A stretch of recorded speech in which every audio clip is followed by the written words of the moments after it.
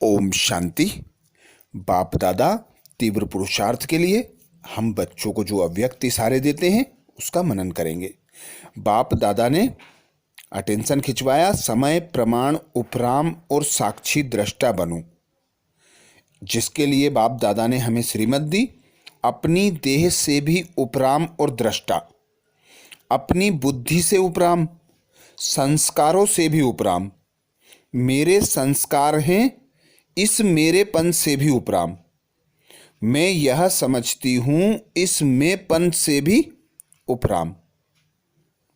साथ साथ अपने व अन्य के पार्ट को देखते हुए दृष्टा, जो ऐसी साक्षी दृष्टा स्थिति में रहते हैं उनका दृष्टांत देने में आता है।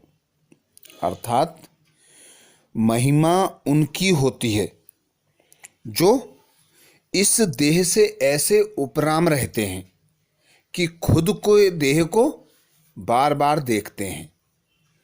इस देह से निकलकर खुद के देह को देखना, खुद के कर्म को देखना, दूसरों के कर्म को देखना, अर्थात अपनी पार्ट को भी देखना, अन्य आत्मा के पार्ट को भी देखना, और ऐसे उपराम बन जाना कि पुराने संस्कारों से, पुराने देह से जैसे हम अविद्या बन गए, अर्थात इस ज्ञान से भी, बुद्धि से भी उपराम।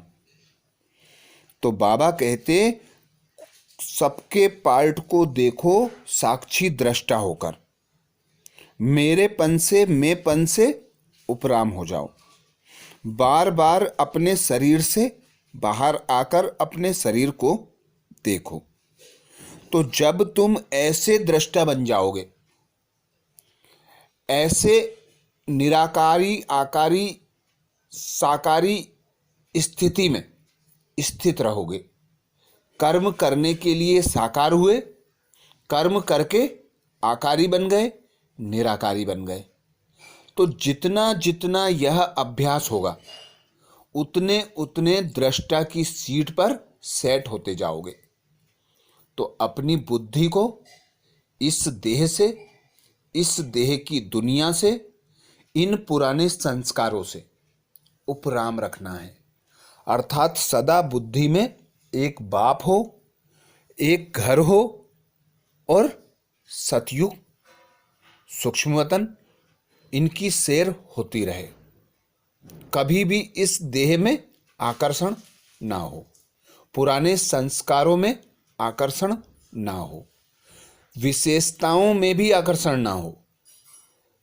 इस बात से अविद्या बन जाओ कि मैं और मेरे, मेरे संस्कार, मेरा शरीर, मेरे संबंधी, मेरे बोल, मेरे कर्म, सभी बातों से उपराम।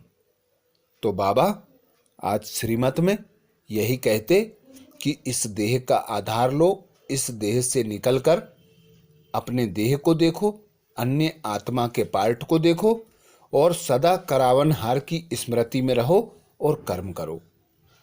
तो साक्षी दृष्टा स्थिति के करीब पहुंच जाओगे। अच्छा, ओम शांति।